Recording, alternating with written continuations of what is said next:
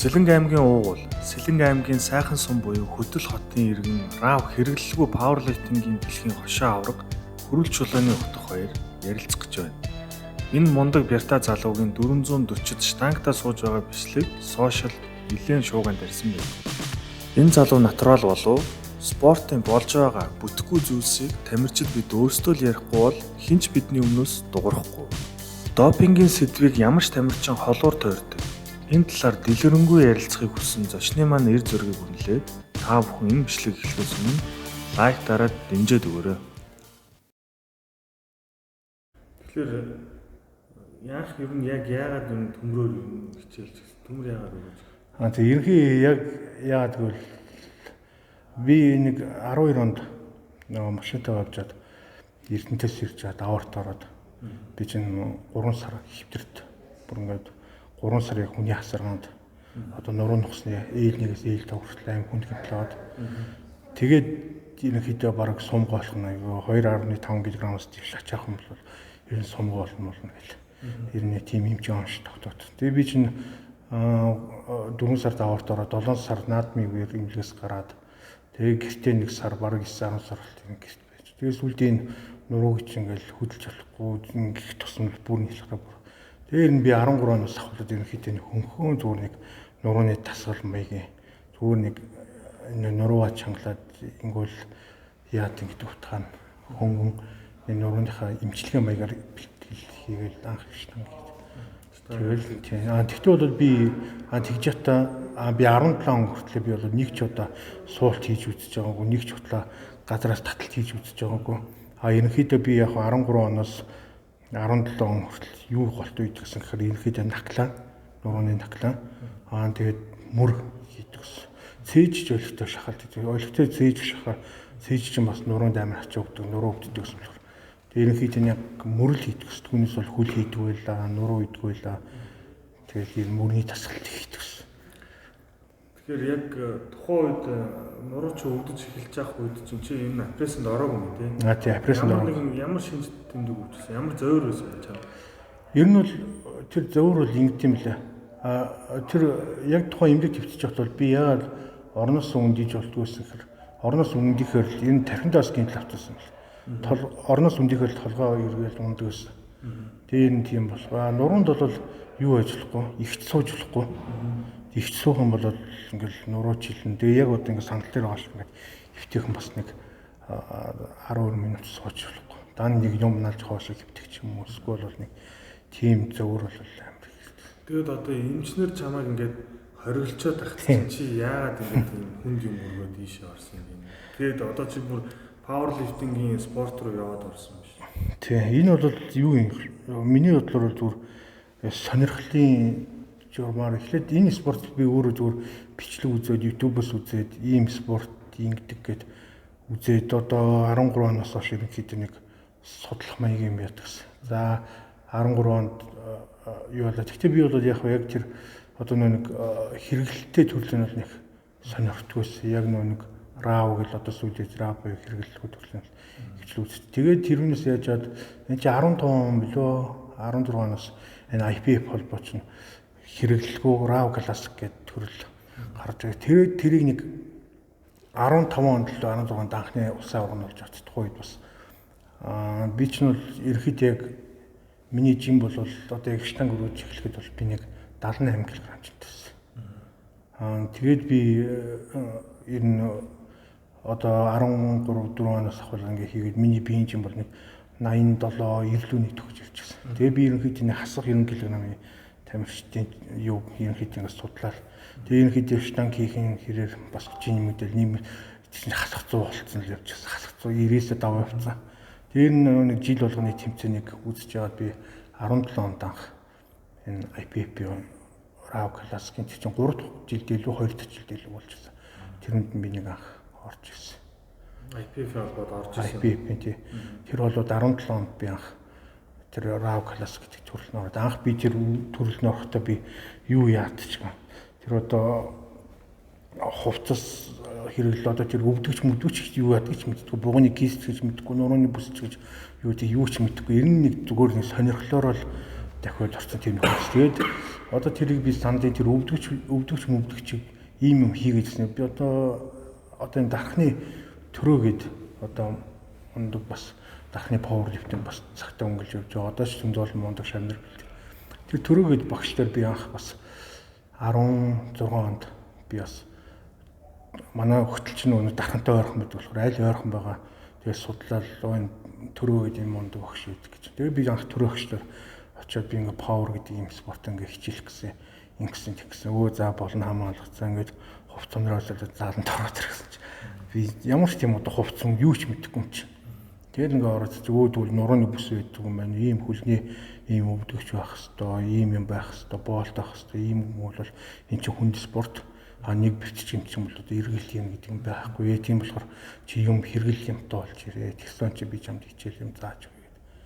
Тэгээ ер нь төрөө өгшөөжсэн. Тэгээд би 17 онд анх 2 сард би IPF-ийн усан аваад би 111 кг илүү тим жинтэй нөгөө хасах 100-д ороод нийгмийн дүнгээр мөнгөн медаль авчихсан. Тэгээд би 17 оны 5 сард одоо энэ одоо миний одоо явдаг төрөл буюу одоо Кирилл Сервчийн холбоо Монголын пауэрлифтинг хүчний холбооны бас улсын аваар 5 сард болсон. Тэрүүнд тэгээд би чи яа тий одоо нөгөө дөнгөж юм нөгөө хорхоо дээр байгаа гоё инх зүүн чинь тэгэл аль бол тэмцээнд л орох юм. Хаана тэмцээн болно гэж, хаана пауэрын тэмцээн болно гэж тийшүүл явдагсан. Хол хоёр нь бол хамаг.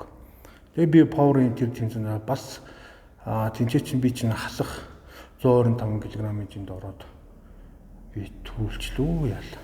Тэгээд би анх Азийн аврагт явах хэрэг авлаа гэл тухайд тэгэл манай юу тэр тухайд гэсэн одоо тэр айри ах тэр одоо тэр амар заяа одоо манай пауэр ганс өх ах одоо тэгэл тухай манай энэ пауэрын залуучд мань наг аим гой хүлээж авал одоо шин тамирчин тэгээд чи бол ирээдүйтэй тамирчин байна. Одоо ингэ тэгнэл. Тэгэл анх би Азийн аврагт явах тийм эрх авлаа гэл. Би чинь тухайн үед би хөгжлийн цэмэл шохоо компани терм цех буюу цэмент үйлдвэрлэлийн цэгт машинист хийдгээс ажиллагаа журын спорт хичээлдэг. Өглөө 8-аас ажилдаа явбал орой 8-аас 20 цагаас бууж ирээл гэрээс орц хүнхээ аваад би орой 11-12 хүртэл зааланд бэлтгэлээд эхэлсэн. Тийм. Тэгж байгаа. Тэгэл энэ ах нартайгаа танилцал тэгэл энэ раб пауэрлифтинг буюу энэ Оросын Кирилл Сервчийн холбоо гэсэн сонирхол. Угаас энэ холбооны үйл ажиллагаа болон энэ холбооны тамирчид бол энэ маш хойр тогтносон. Тэгэл энэ холбоор орвол одоо ингэж байхгүй. Чи өмнө бол IPF холбоод ингээд орж исэн юм байна тий. Тэгээ IPF холбоод орчоод одоо ингээд дахиад IPF холбоод ингээд дахиад ингээд орохлоор яг юу саадлаад байгаа юм. Ерөнхийдөө энэ ийм байхгүй. Энэ хүмүүс ч гэсэн яхад одоо энэ эдийн ингээд ярьж байгаа юм болохоор Монголд пауэрлифтинг хоёр холбоо байдаг тий. IPF буюу Монголын пауэрлифтинг хүчний холбоо гэдэг. Энэ хоёр холбоо. Энэ хоёр холбоо бол ерөнхийдөө дэлхийд нийт үйл ажиллагаа болдог. Яг идэвхтэй байгаа 5-6 холбоо байдаг. Одоо IPF байна, IPL гэж байна, GPS байна, AWPC байна, WRPF байна. Тэгэл ингээд энэ олон дэлхийд 5-6 холбоо үйл ажиллагаа явуулдаг холбооноос хоёр нь Монгол үйл ажиллагаа болж байгаа юм. Дэлхий дээр нэгдээгүй энэ холбоо, дэлхий дээр энэ чинь бүгд өөр ингэсэн дүрм журамтай өөр толгойтой юмнуудыг л Монголд нэгтгэх гэдэг байхгүй. Яг л дэлхийд нэгдэг Монголд энэ хоёр холбооч одоо нийлж хамтарч юм хийж байхгүй байх л та. Тэгээд яг энэ хүмүүсийн харж ойлгосноор бол энэ холбоо бол допингтэй холбоо. Энэ холбоо бол одоо допинггүй холбооч гэдэг юм.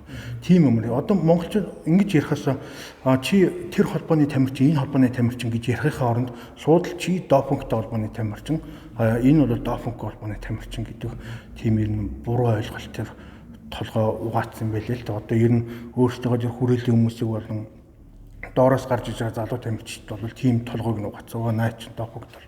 Энэ яагаад допингтэй холбооны гэдэг юу ерөнхийдөө WRPF буюу энэ Кирилл Сервчийн холбоо л өөрөө одоо дэлхийд мангар том хүчээ авсан том холбоо. Энэ бол мэргэжлийн холбоо байхгүй. Бид нар энэ холбооны тэмцээн уралдаанд нэг оролцдог болохоор яг нь гаднах массаар нь аваад допингтэй холбоо гэж ярьдаг юм шиг. Допингтэй холбоо гэж яриад байгаа бол яг ерөнхийдөө өөрөө мэргэжлийн холбоо. Тэгээд бид нар мэрэгжлийн холбооны тэмцээнд бол орох хаанаач хүрэх шал түүх яах. Бид нар очихороо допинг контролтой сонирхчдын төрөл допинг контролгүй мэрэгжлийн зөвлөгөө дотроо бас энэ хоёр төрөл гэдэг. Тийм хоёр төрлийн холбоо байгааг би мэдчихэв. Үгүй. Хараа би яг чамд яг хоёр төрлийн холбоо байгаа мөртлөө хоёр төрлийн холбоо дотроо авдаг. Тийм. Тэр дотроо сонирхогчд гэдэг тусдаа бид нар бол бүгд сонирхчдын төрөлд явдаг. Сонирхчдын допинг контролтой төрөлд ордог. Асуугаад байгаа юм чинь нөхгүй. Чи ингээд IPF холбоод яагаад ингэж орж чадахгүй байгаа юм. Тэр асуудал чи юунд байгаа юм бэ л? Асуудал бол ерөнхийдөө намайг допингтой холбоо энэ допингтой гэдэг надаас нэг удаа шинжилгээ авч үзээгүй тэр холбоо. Нэг удаа шинжилгээ аваагүй. Би ямар тэмцээн уралдаанд нь орё гэж орчоод би контрол өгөхгүйгээ цугтцсан удаа байгаа шимэр. Би хамаагүй допинг контрол хийчихгүй тэмцээн уралдаанд орё гэсэн. Хамгийн гол нь допинг контролынхаа шинжилгээний мөнгийг тэр чинь Монгол мөнгөөр сая 300 сая төгрөг юм байна. Тэрийг чи өөрөөсөө мөнгө төлж өөрөөсөө гаргачаад шинжилгээ өгчөөд манай холбоонд ороо гэсэн болсон тавьсан. Тэгэхээр надад би одоо сая 300 сая төгрөг ганцхан IPF-ийн тэмцээнд орох гэж өөрөөсөө сая 300 сая төгрөг гаргаад шинжилгээ өгөөд энэ холбоонд орох надад сонирхол байна. Одоо яг Монголын RAW одоо энэ IPF холбооны RAW төр төрлөөр тийм суултных нь рекорд нь хэд вэ? IPF-ийн тийм RAW класс өвдөгчтэй төрөл бол миний сонссон 317.5 билүү. Тэгэхээр чиний яг одоо сууж чадах тэр жин нь бол хэд вэ? Яг өвдөгчтэй төрөл дөө. Би бол яг өвдөгч SBD өвдөгч хүмүүс бол би нэг 340-оос нэг 360 онд босно.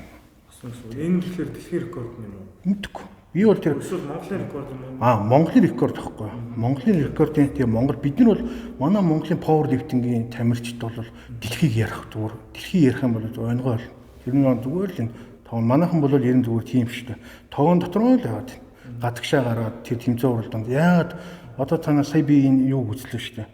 Нэг бодибилдингийн тамирчин Солонгосын одоо энэ Азийн топ тийм мундаг тамирчин ирэхэд тэр бол мэрэгжлийн тамирчин шүү дээ. Мэрэгжлийн тамирчин бол дэлхийд Аз доод болцсон. Тэр нь мэрэгжлийн тамирчин болж иж дэлхийд таньж дэлхийн хүн болно. Түүнээс би 1000 сонирхчдын бол одоо би сонирхчны power lifting-ийн дэлхийн хоршоо авах шүү дээ. Тэгэхэд бол намайг дэлхийн хоршоо авах гэдэг хинч танихгүй шүү дээ. Хинч танихгүй. Яг тэр юм шиг л байхгүй. Мэрэгжлийн тамирчин болж иж би яагаад би мэрэгжлийн тамирчин болоод яагаад тэр дэлхийн топ одоо 1000 кг-аас дээш RAW буюу хэрэглэлгүй нийлбэр дүнгээр 1000-аас дээш өргөдөх хүмүүсийн нэр дотор Монгол хүний нэр орж болохгүй гэж.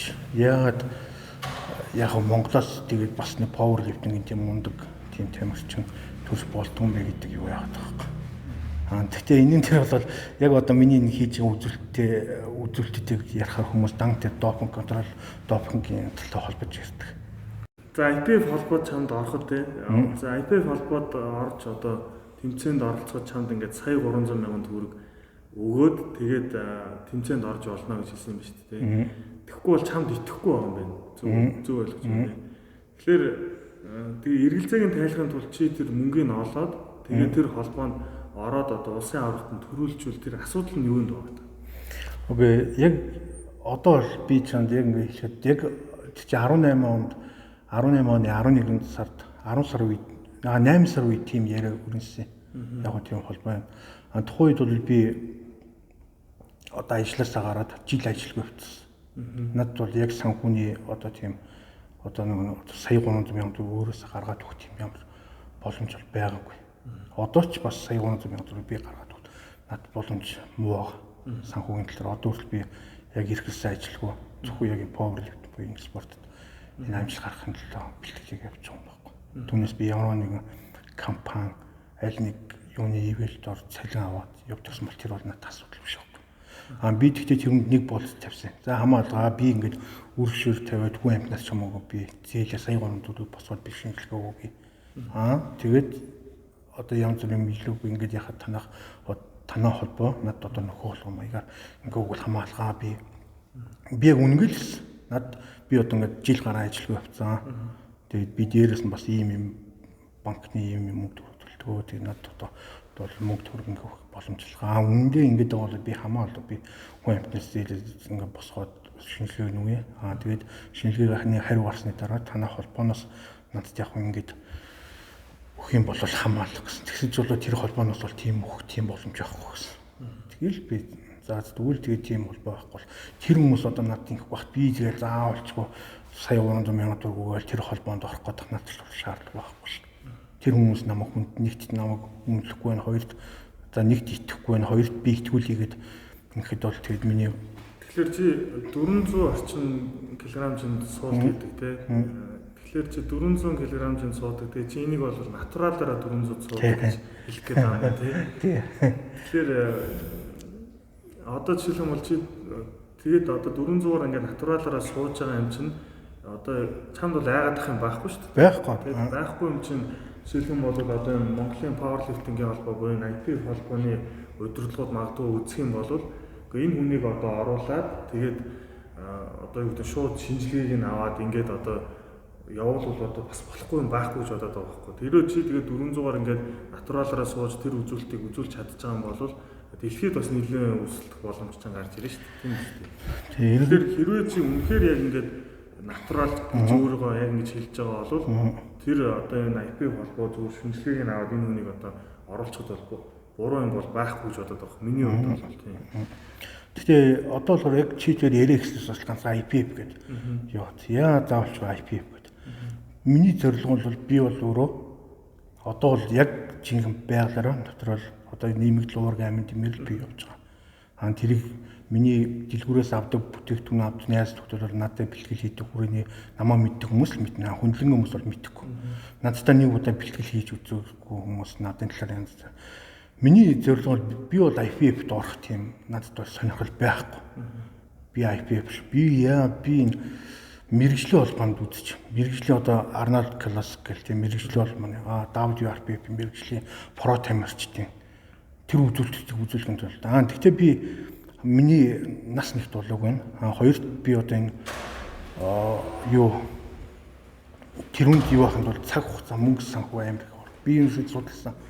Би судлаад ерөнхийдөө миний судалгаагаар бол би про тамирчин болоход бол заавалчгүй Оросын холбооны яг одоо энэ про тамирчингийн одоо юм үзүүлэлтээр бол энэ нэгт Америк улс, хоёрт Австрали, гуравт Оросын холбооны улс ерөнхийдөө про тамирчдынхаа үзүүлэлтээр бол тэгж явд юм л. Надд бол Америкт очиод би про тамирчин болох зардал ямар нэлээ Австрали гэх юм бол хамгийн ойр нь бол Москва, Орос байгаа байхгүй. Би Оросд яагаад Монголоос би про тамирчин болох гэсэн юм аа гэд яагаад тэр мундаг багш талхасуулт мундаг эмчнэрийн дор тэр яг шинжлэх ухааных нь чиглэлээр нэгэд про тамирчингийн үзүүлэлтийг үзүүлээд бэлтгэл сургуулийг гээд ингээд миний зорилго бол ерөнхийдөө тийм л байна. Тэгэхээр ийм байгаа байхгүй. Одоо жишээлбэл бол ВАДА гэдэг Монголын допингийн эсрэг холбоо байгаа шүү дээ. Холбоо допингийн эсрэг агентлаг гэвэл зөв боллоо. Тэгэхээр ВАДА жишээлбэл бол сая нэг ийм нийтлэл гаргасан байлээ ш. Нийтлэл юу нэг бол ярьцлага байсан баха миний санаж байгаа. Тэгэхээр одоо оюун болтын хэрэглэсэн тэр станасолол гэдэг тэр нэг одоо стероид байгаа шүү дээ. Тэрийг хэрэглэх юм бол одоо 200 кг-ийн өргөж байгаа хүн чинь шууд 350 өргөнө гэж хэлсэн байна шүү дээ. Тэгэхээр миний хувьд ингээд чи ингээд 400-аар натуралаар сууж байгаа юм чинь тэр станасололын хэрэглэл чи 550 суугаад дэлхийн рекордыг эвдчих юм шүү. Би бараг тийм юм хэрэглэх юм бол бараг юу одоо тэгтээ бас энэ миний бодлоор ингэж байгаа байхгүй. Тэнгүүтээ мэдээж тэр мэрэгжлийн холбоо юм чинь допинг контрол авахгүй. Тэгэхээр чи тэр станасололыг олж уугаал тэгэл чи 550 суугаад дэлхийд даяар од болно шүү дээ. Чи тэгээд яагаад ингэхгүй. Тэр чинь нэг хэдхэн ширхэг таблетгийн юм шүү дээ. Үгүй харин үгүй би тэр юмнуудыг сонсохоор ийм байгаа байхгүй. Нэгт миний бодолтой бас нэг хүний хувийн одоо төрөлхийн бие организм генетик гэдэг юм бас нэг үзүүлэх юм шиг. Яа тэгвэл одоо надтай харьцуулаад заавалч миний өргөсөн чинь 440-ийг ингээд аваад ингээд энэ бол тим юм хэрэгжилж тариа ингэж ийм гэдэг тариа ижиж л ийм хүн чинь аавна гэсэн бүр тийм сэтгхүү толгонд бүр суулгацсан. Миний талаар тэгж ярьж байгаа хүмүүс бол ерөнхийдөө нэг бол өөрсдөө ийм юм хэрэглээ бүр тулцсан. Хоёрт бол өөрсдөө ийм тариа марь юм зам зардаг. Одоо надаар ийм хүн байна бол тэр баг ийм юм хийж гэдэг одоо сая чиний ярьсан шиг чи надаа пак гал инхэлч бол 3-400 одоо тэрний суугаад байгаа гэсэн суун мөн гэдэг утгаанд тийм шүү. Гуравт нь бол одоо энэ танаа манаа холбоо гэсэн нэг дов жалгын үзэл.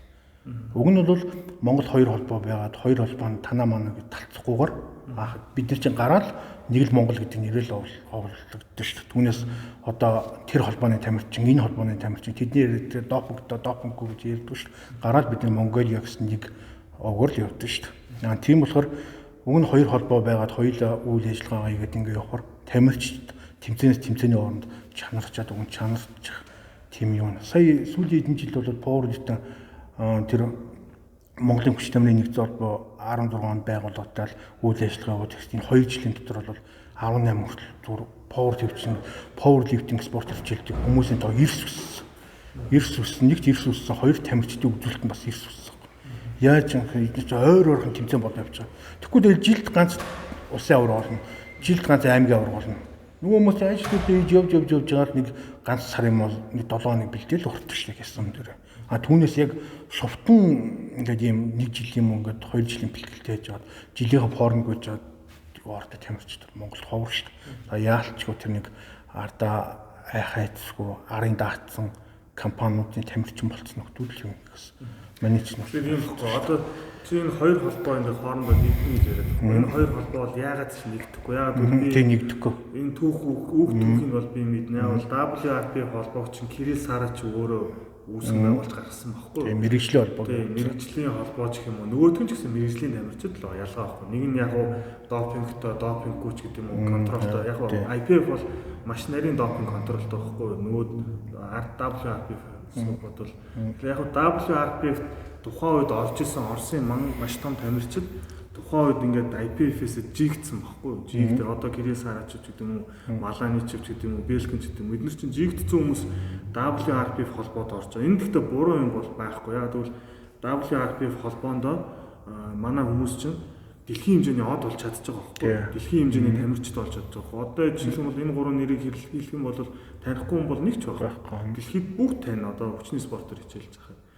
Тэгэхээр чи заавал жишээлх юм бол одоо юу гэдэг өөрийгөө юугаар натурал гэдгээ заавал нотлохоосоо гадна зүгээр л тэр хэрэгэлдэг юмнуудыг хэрэглээл одоо дэлхийн хэмжээний од болоход чам саад юу болоод байна. 400 чи натуралаар сууж байгаа бол жоохын хэрэглээд ч гэдэг юм уу эсвэл за бүр хүнд юмнуудыг хэрэглээд ч гэдэг юм уу 550 бол суу штэ 550 суух шаардлагагүй чам 527 суухад л чи дэлхийн рекордыг эзэмшигч болно шүү. Яг наад юм дээр чинь судлаад үзсэн би. Тэгэхэд бол ерөөдөө яг мөнгө санхүүл амар их орох юм лээ.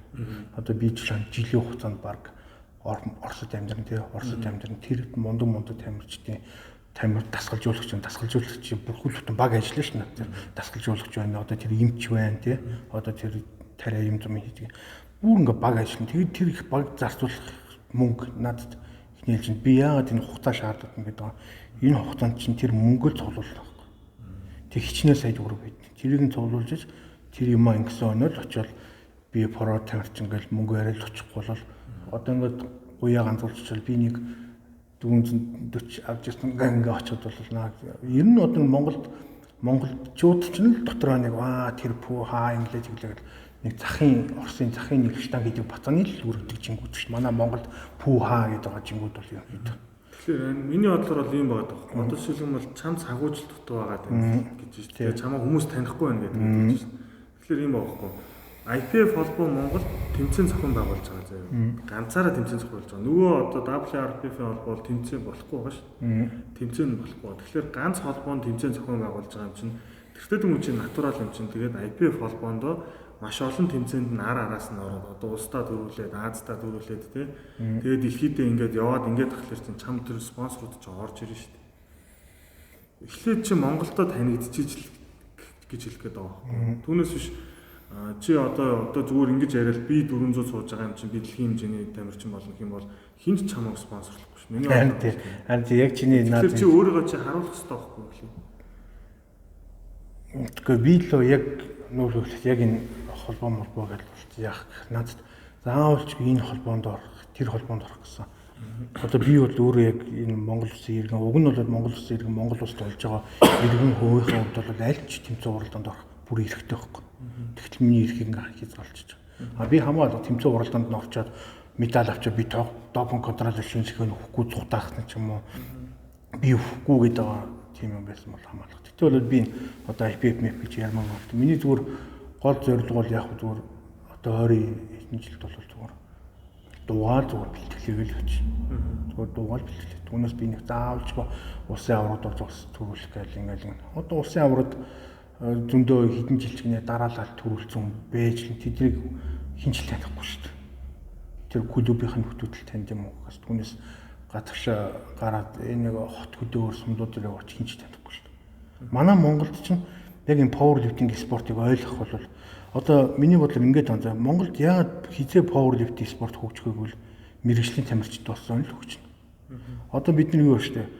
Сумог бол бид чинь өмнө ингээл яг сонсч ирсэн болохоос яг ингээд орж ирсэн хэн бид нар бас асаа авар гарч ирэл бидний сумаг монголч луга сумаг гэж юм спорт юм гэж ойлгож сумаар орсон. Яг тийм тийчлэн пауэрлифтинг гэж яриалаа ингэж юм хөртлөө яг нэг тийм од тамирчинтай эсвэл тийм мундаг тамирчин Монголоос гарч иж дэлхийн хэмжээний болж иж одоо тэр сумог одоо яаж бадцжээ тэрүүн шиг пауэрлифтинг бас нэг гарч ирэх нийт жингээс та бацдаг ч юм эсвэл олон рекорд эзэмшээд ингээд явбал ингэсэн үнэн л тэр монголчууд ойлгож эхэлнэ. Түүнээс бол одоо манай чинь үндэсний спорт биш бүх гэвэл яаж нэг би сумын зан гэхт хүртэл хүн ойлгоно шүү дээ. Тэрүүн шиг би пауэрлифтинг гийн тамирчин би юм яг ясан дээр хинч надахгүй шүү. Монгол тэгэхээр энэ спорт бол яг хөгжих болоогүй. Миний хувьд бол мундаг дэлхийн аваргууд мундаг юмнууд яриад яг ясам дээр бол хинч танихгүй шүү. Би тэгтээ тэдний амжилтыг үгүйсэхгүй. Би ч гэсэн өөрөө дэлхийн тавцанд 2 удаа Монголынхаа далбаг мандуулал бас өөрийнхөө хэмжээнд бас өндөр үзүүлэлт рав төрөлтний үзүүлэлт ингээл яажсэн. Тэгээ би ч өөрийнхөө энэ амжилтыг голдог байхгүй. Зүгээр энэ бол зүгээр л нэг юм мэдхгүй зүгээр нэг бэлэгдлийн юм ч юм мэдхгүй. Түүнээс амар мундаг одоо энэ жодогийн дэлхийн аварга болчихвол яаж хүмүүс яах л тээ. Жодогийн дэлхийн аварга бол тэр тийм пауэрлифтинг гэдэг спорт чинь Монголд үгүй ийм баггүй. Монголчууд бол дэмжихгүй байж болно. Чамайг монголчууд дэмжихгүй байж болно. Гэхдээ чи ингээд дэлхийн хэмжээний одоо тэр рекордыг эвдэн шүү дээ тийм үү? Влад Алхазов шиг ч гэдэг юм уу? Тэгээ одоо тэр хиний таталт биш үү? Одоо Эди Холлын таталт байгаа тийм 505. Тийм тэрийг чи ингээд эвдчихэд чамайг монголчууд чи Монгол хэрэггүй шүү. Тэгээ чам дэлхийн хэмжээний спонсорууд гараад ирж шүү. Тийм шүү. Одоо хэмжээний тэр юмнууд ч ороод ирж. Тэгэхээр чи тийшээ очих хэрэгтэй байна. Одоо яг наадханаас чи ярьж байгаа яг хуу миний тэр юуг яваад одоо нэг хятадын компани над дээр сая ирж юм ярилцаа тохиролцоод ясан би одоо 10 он гараад 1 сарын 10-нд тэр хятад компани нийт дээрээс одоо хятадын улсын аварга гэх юм тий тэрүүнд орохоор болсон баг. Тэгээ яг монголчууд яг намайг танихгүй тоохгүй жил. Миний бичлэг миний нэг хөрхийн нэг хэдэн жил хөдөлмөрөө минь үнэлээд тэгээд нэг Бээжингээс нөхрээр надтай 4 сард уулзсан.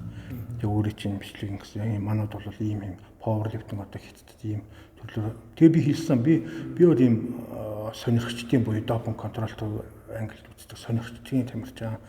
Сонирхч допинг контрол авдаг төрөлд би байвал орё.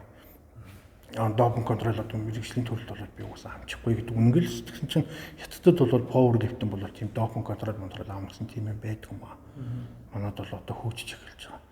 Тийм болохоор тавд ингээ манай компанид ингээд ингээ орно бол тэр би ямар ч сан тохиролцоо юм дээр өрөөд одоо 1 сарын 10-нд нэг Бээжинд болох тэмцээнд орохгүй л яаж тийм яг үе тэгэл би бол нэг аим би одоо Монгол танигдъя би бас нэг сүртэй ингээ гэхдээ би бол баярлж явдаг юм байт.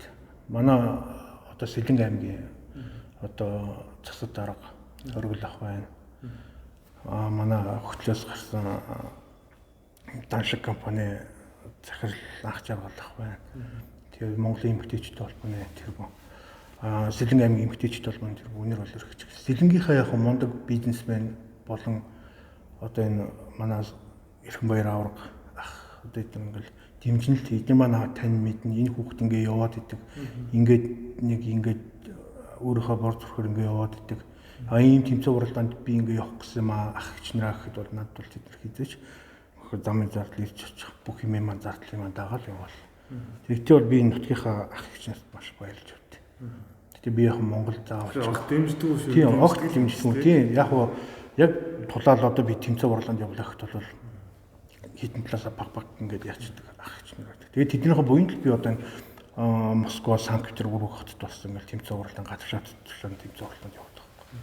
Түүнээс бол яг одоо өөрийнхөө ингээд 0 орлоготой хийж бас ингэхээр бол хэцүү шүү дээ.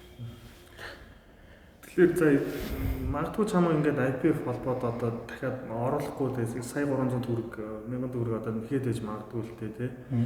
Тэгэхээр би чамд нөгөө зүгээр санал тавих гэдэг юм л дээ. Гэтэ чи тэр мөнгөд чи өөрөө авах шүү заяа. За нэг 500 орчим мянган төгрөг олоод тэгээд одоо би чамаа ингээд дуртай цагт чинь дуудаад гэтэ зөвхөн дааврын шинжилгээ өгнө гэсэн. Энэ одоо LG, FSG, тестостерон, эстроген, пролактин дааврын шинжилгээ би дуртай үед чинь дуудаад одоо өөрийнхөө таньдаг лаборатори дээр явуулчаад яг харж байгаа цуснаас чи хавуулаад өгөө.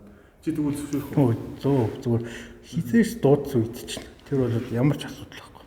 Би бол яг тэр чигээр би аим итгэлтэй байдаг. Дааврын шинжилгээ би хараад гаднаас юм авсан байна аваагүй байна гэдээ би шууд мэдчихэж штеп. Тийм. Тэгэхээр чи бол яг одоо ингээд чи зэрэг ингээд яриа бичлэг одоо хадгалдаг үлдчих тий. Хэдэн сарын дараа чи. Одоо би хөтөлтөө нэг жижигхэн фитнес жим нээж. Одоо би бэлтгэлдээ ороод миний бэлтгэлжийг дээр би одоо 10 сарын 11 сард бол миний бэлтгэлжийг дээр чинь. Тэгэл би 11 сард дахиад 140 гэдэг чинь руу ойртоод ирэх үед ч л дууд нь шүү дээ. Ер нь бол. Тэгээ болно хамаадаг. Би ч юм руу бичлэг явуул л та. Эсвэл би нэг 402 сууж бичлэг ч юм уу. Эсвэл ингэж. Гэхдээ би одоо ч гэсэн би чанд хэлсэх одоо ч гэсэн ингэ яриад дуусаад ингэ гаргаад өгч болно. Би яг форумгүй гэж ярьж би яг раавар 330-аар 3-аар 2 орж байна. Хөвтөл шахал би 230-аар 2-аар 2 шахаж байна. Газраас таталт би 290-аар 3 татж байна. Энэ бол форумгүй бүр ийм бас хэр орны хүүхдүүдийн аавын хүүхдүүд өргөд идэж юм бол биш шүү дээ. Би тэгс мөртлөө яг одоо ажил хаагаа хөтлөөс тий 50-60 км зайтай очоод дарханд ч би бэлтгэл хийгээл. Өдөржин дээр засварын ажил гэж явж байгаа бол орой засвар дуусаад дарханд руу явж бэлтгэл хийгээл. Яг өөрөөхөө дуур сонирхолтой түүнээс бол тийм аа. Тэгээ яг миний бэлтгэлүүд ерөнхийдөө 11 сар. Гэтэ миний одоо энэ жилийн миний зорилго байгаа. Энэ жил би уусаа гадагшаад тэмцээн уралдаанд явж чадахгүй. Би 12 сар юм уу 1 сар их хэрэгт бол би нэгэд 500 суун гэсэн. Яг тийм өөрийнхөө бэлтгэлийн циклийг гарах зэрэг тэрний дагуу явж. Тэгээ би 12 сарын сүүлээр нүү эсвэл бол 1 сарын эхнэр би бол 500 кг суусан бичлэг би тавь. Раавар нүцгэн зөв хөлөө боогол. За тэгэхээр одоо өөр сэдвээр хэрвээ манай одоо бичлэг үзэж байгаа залуучууд хэрвээ сонирхож байгаа бол тий хоёрыг дэмжиж яг одоо комент лайк майк хийчихэд одоо энэ залууг одоо натурал уу биш үү гэдэг ийм шалгуулах үзэж байгаа бол тий та үед одоо итгэхээ харуулаарай. Одоо би шинжилгээ аваад бол ерөнхийдөө бол мэднэ гаднаас юм орсон байна уу ороогүй байна гэдгийг зүгээр дааврын шинжилгээ өгөхөд мэддэг байхгүй энэ бол амар тийм амархан зүйл ер нь бол. Үгүй нь тэгэл хүмүүс амар сүрэл юм яриад байгаа болохоос тийм шүү дээ. Тэгэхээр хоёулаа одоо өөр сэдвэлөө ороо.